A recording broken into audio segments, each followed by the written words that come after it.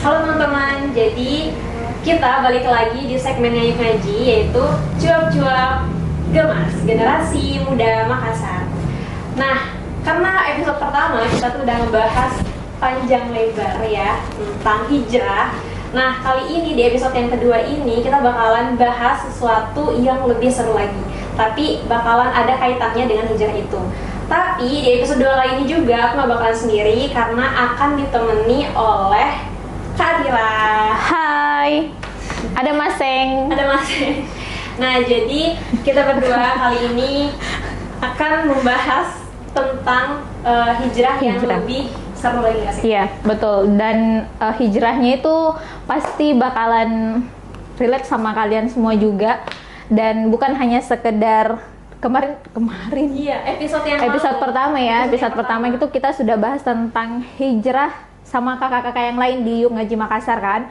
Nah, sekarang itu lebih dalam lagi nih sama nanti narasumber kita yang bakalan membahas lebih dalam dan tentunya keren-keren. Iya. Oke. Nah, tapi sebelum itu Kak, aku tuh dari pembahasan yang episode pertama ada satu yang belum terjawab. Apa tuh? Yang kan kalau misalnya kita tuh udah ada niat nih, kita udah ada niat mau hijrah. Iya. Tapi kan pasti setiap perjalanan hijrahnya kita itu pasti ada struggle. Ada struggle, terus ada trap ya, jebakan. Iya. Kayak kita tuh udah komitmen pokoknya besok tuh harus hijrah pokoknya. Tapi ternyata gara-gara ada trap tadi, jebakan tadi, akhirnya kita menunda lagi dan betul sekali. Dan kita harus merefresh lagi hijrah itu. Dan sebenarnya toh sekarang itu hijrah sudah menjadi familiar sekali nih sebenarnya di kalangannya Gen Z kan. Anak muda sekarang itu sudah populer lah dengan kata hijrah itu tadi. Tapi ada juga yang berpendapat seperti ini Ara, bahwasanya kalau kita sudah tak kalah kotor, kita kalah berdosa, ya sudah sekalian nyemplung aja gitu kan. Jadi segan gitu untuk mau kembali lagi karena ngerasa aduh aku udah berlumpur banget gitu. Sudah berdosa sekali, tak kalah nih gitu ya, tak kalah nih jadi itu saja sekalian gitu kan. Padahal tidak seperti itu dalam Islam tidak seperti itu sebenarnya kita menjalani kehidupan ini gitu. Ya, kita kan manusia ya, bukan malaikat. Betul, kita manusia nih bos. Tapi kayaknya lama sekali membuka anta begitu ya kan. Jadi kita mungkin harus butuh motivasi dan solusi yang fundamental. Iya.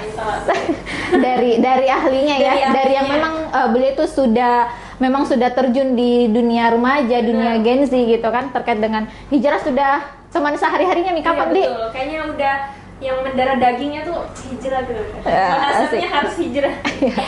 Aduh, dari ngalor ngidul kayak gitu, kita langsung aja panggil pemateri kita. Ada Kak Risma Des. Ya, kita berpindah ya. Sini Kak. Oke, Kak Risma di tengah ya. Bagaimana kabar Kak? Alhamdulillah. Luar biasa. Allahu Akbar. Oke. Berbicara tentang hijrah nih Kak Toh. Oke. Apakah Karisma ingin men-spill kisah hijrahnya kepada kami? Oke. Karena kayaknya seru ya. Dan penasaran. Iya, betul. Siapa yang penasaran? Kita tuh udah ngobrol banyak kan sama teman-teman Yuk Ngaji. Mereka udah sharing sampai menemukan titik baliknya mereka untuk hijrah. Nah, kalau Karisma bagaimana? Oke. Ya.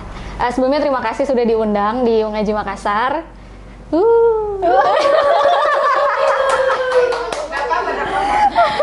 Oke, kalau cerita hijrah sebenarnya saya berusaha untuk tidak menceritakan ya sebenarnya karena nanti ketahuan anunya ya. Disensor. Jadi sebenarnya kalau cerita hijrah itu saya cerita hijrahnya cukup panjang karena saya tipe orang yang agak bandel dulu waktu awal-awal diajak hijrah, tapi alhamdulillah singkat cerita tamat SMP diajak ikut kajian, kemudian dari masa SMA kelas 1, kelas 2, kelas 3 bergelut dalam dunia berhijrah itu dan tapi akhirnya Kak, potong. Menurut tak hijrah itu apa sih sebenarnya? Oke, ini kita bahas dulu dari segi definisi ya. Karena kalau misalnya kita bahas panjang lebar soal hijrah, Iya. terus kemudian kita tidak setuju dulu, tidak sepakat dulu soal definisi, Betul. mungkin nanti akan ngalor ngidul. Iya, betul sekali. Nah, ini kalau kita bahas perkara dalam Islam itu, kalau kita bicara definisi itu akan terbagi menjadi 3. Yang pertama definisi secara bahasa, kemudian istilah dan juga syariatnya. Nah, kalau secara bahasa kan khususnya mungkin anak-anak yang ngaji, saya yakin salah satu komunitas yang paling paham soal tren hijrah-hijrah juga ini ya. Tidak ada satu agama dan bahasa apapun yang mempopulerkan hijrah selain Islam dan bahasa Arab, betul ya? Betul. Dan kata hijrah pun bahkan itu sampai orang-orang non-muslim pun banyak yang menggunakan ya. Jadi untuk perkara umum, misalnya saya habis hijrah dari provider A ke provider B ya. Atau misalnya saya habis hijrah ini, rumahku dulunya di sini, habis itu nanti sekarang jadi di sini. Jadi hijrah itu banyak yang pakai secara umum. Nah, kalau secara bahasa, hijrah itu memang berasal dari bahasa Arab ya. Hajaro artinya berpindah. Jadi berpindah. Kalau misalkan ada anak matematika, anak fisika di sini, fisika ya. Kalau dalam fisika itu kan kebetulan saya anak sastra, jadi Saya tidak anak nyambung. ibu bapak saya. Iya. Jadi sekalipun tidak nyambung, tapi saya masih ingat di dalam fisika itu kita diajari bahwa berpindah itu artinya posisi titik A dengan titik B itu ada jarak gitu ya, ada perpindahan. Jadi berbeda antara titik 0 dengan titik satunya.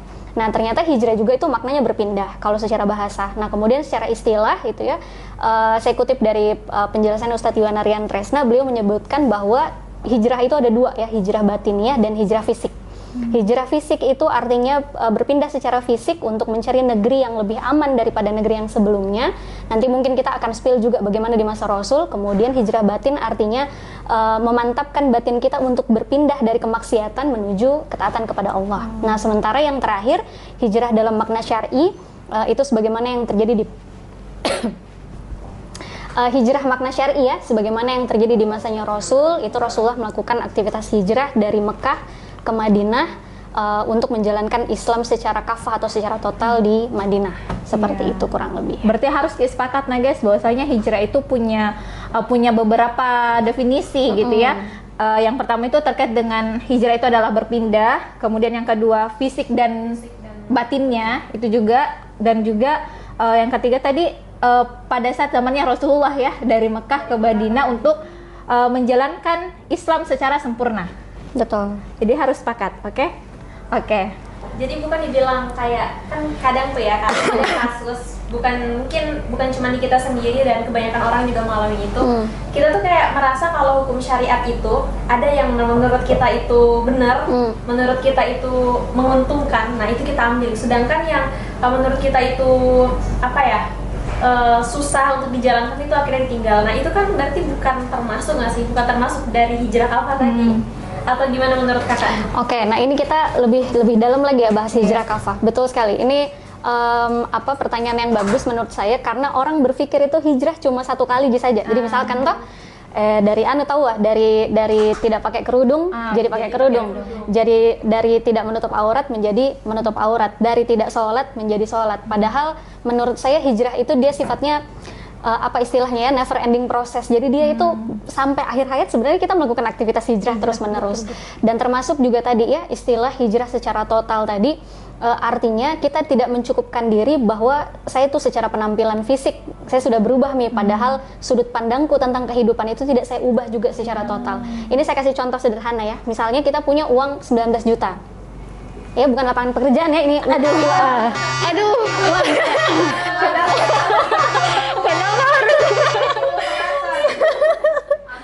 Ada jurang ya. Misalnya kita punya uang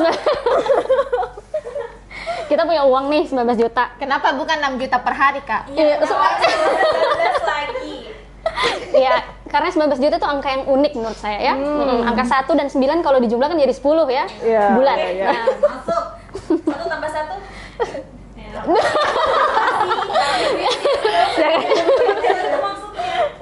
Ya, misalnya kita punya uang 19 juta. Sekarang saya tanya Zara, 19 juta itu sedikit atau banyak? Banyak. Banyak. Atira? 19 juta sedikit atau banyak? Iya, banyak. Oke, sekarang saya tanya, kalau misalnya kita mau menikah, misalnya Zahra mau menikah, uang 19 juta sedikit atau banyak? Sedikit. Jujur itu sangat sedikit ya. Sedikit. Nah, kenapa saya kasih contoh itu untuk menunjukkan bahwa kadang satu objek itu bisa kita anggap lain di kondisi yang berbeda. Nah, begitulah pengaruh dari sudut pandang. Nah, pada saat kita melihat hijrah sebagai sesuatu yang sepele, misalnya kayak, oh ya, yang penting sudah mak pakai jilbab ini ceritanya, pakai kerudung. Terus saya merasa bahwasanya ini sudah cukup bagi saya, maka saya tidak akan melakukan aktivitas perbaikan yang lainnya, tidak akan menuntut ilmu lagi, tidak akan, bahkan kita bisa jadi merasa sombong ya dengan hijrah tadi. Kita merasa kayak lebih hebat, lebih baik daripada orang lain. Sementara kalau kita lihat sudut pandang yang lain, bahwasanya banyak orang yang ilmunya jauh lebih di atas saya, dan bahkan bisa jadi ada perkara-perkara maksiat yang Allah itu belum maafkan atau belum ampuni dalam diri saya, maka aktivitas hijrah itu akan selalu berjalan terus-menerus. Dan poinnya juga adalah bahwa ketika kita melihat bahwasanya semua yang saya lakukan ini harus dengan sudut pandangnya Allah, dengan bagaimana Allah melihat, dengan bagaimana Allah menilai, maka saya pikir itu kita sudah temukan hijrah yang paling tinggi dalam kehidupan ini. Masya Allah, berarti sudut pandang ini betul-betul berpengaruh begitu jadi dalam kehidupannya kita begitu. Mindset ya. Iya. Berawal dari mindset. Oke. Kembali lagi Kak ke topik. Nah Kak, tadi kan tadi sempat saya potong bahwasanya definisi hijrah tak. Nah, di titik apa Ki kemarin hijrah gitu ya?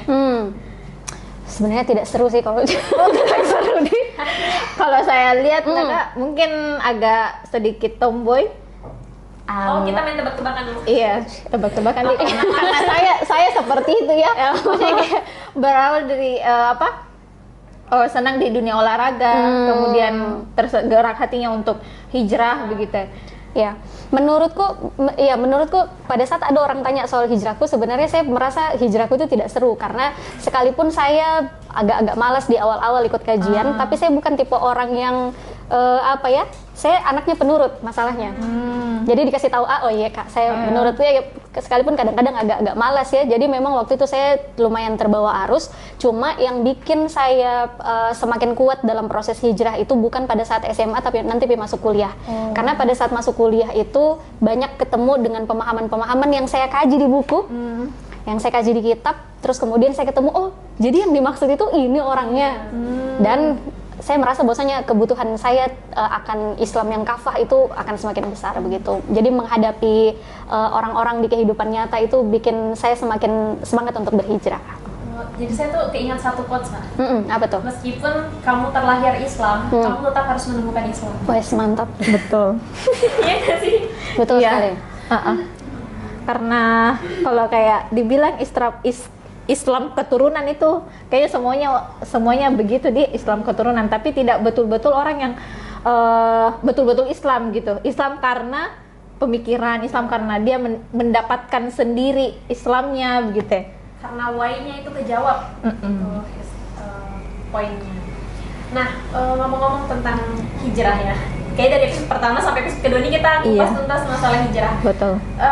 Kan banyak ya dari teman-teman juga, termasuk mungkin saya pernah juga kepikiran kayak gitu Kak. Kalau misalnya kita hijrah itu kan pasti banyak hal-hal yang kita tidak bisa lakukan karena hal tersebut itu cukup bertentangan di dalam Islam. Dan otomatis teman-teman lain atau orang-orang lain terdekat kita yang merasa berbeda pemikiran itu bakal otomatis menjauhi kita.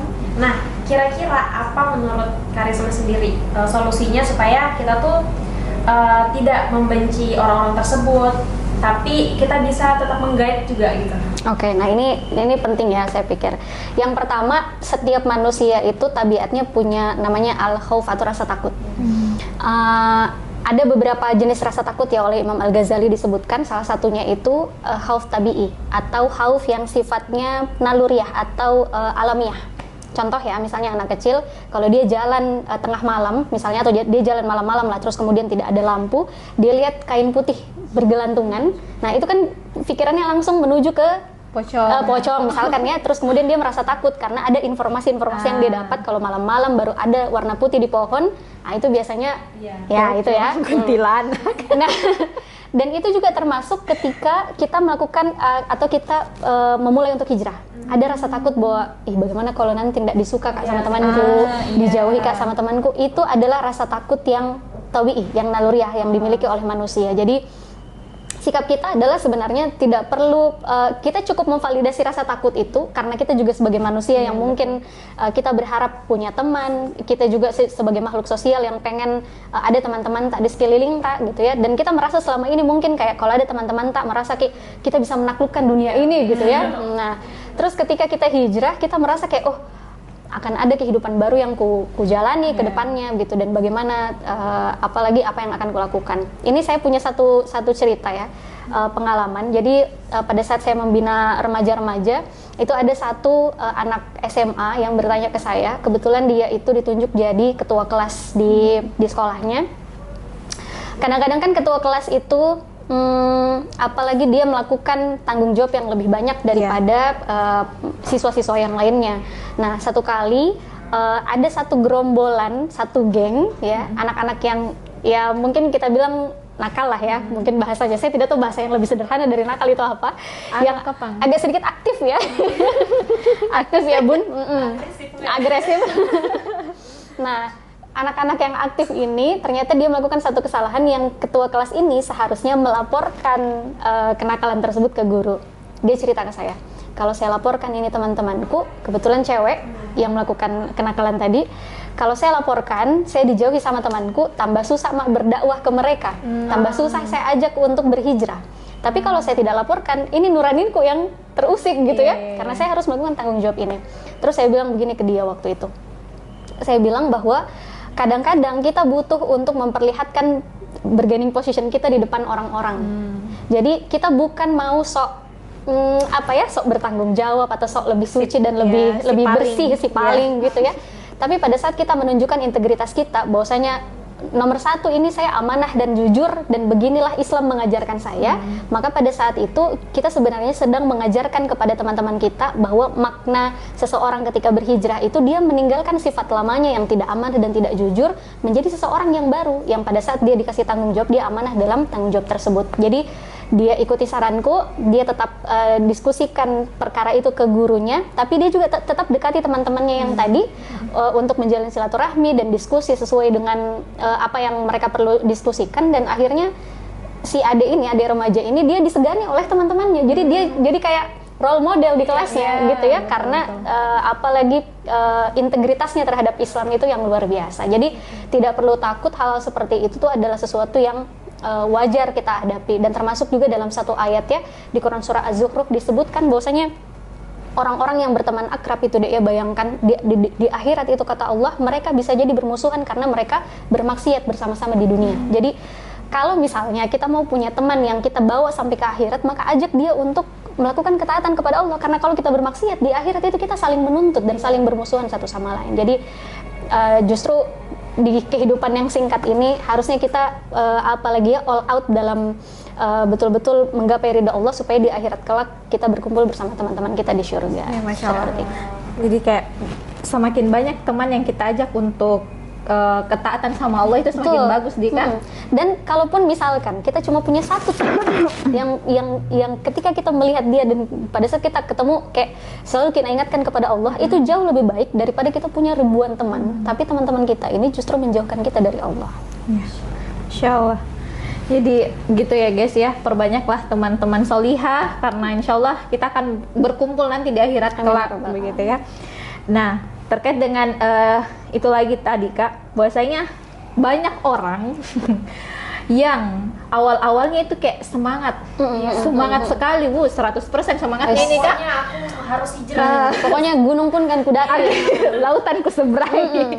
Jadi kayak semangat sekali begitu. Tapi sayangnya cuma di awal. Nah, pertengahan banyak ikut arus, kemudian apalagi kan semakin kita berubah menjadi lebih baik itu hujan semakin datang Dika. Betul sekali. Justru kayak mau ki ini berubah jadi lebih baik, mau ki ini semakin dekat sama Allah, tapi kenapa itu kayak masalah datang silih berganti. Nah, bagaimana itu Kak supaya semangatnya itu tidak cuma di awal tapi di tengah sampai akhir hayat hidup Pak? Oke, Masya Allah. Jadi hijrah itu menurutku dia adegan dewasa.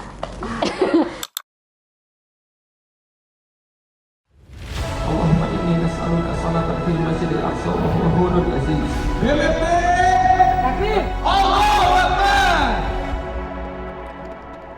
Belakangan Siapkan barcode sama ID-nya biar mempercepat proses nanti. Silakan Kak.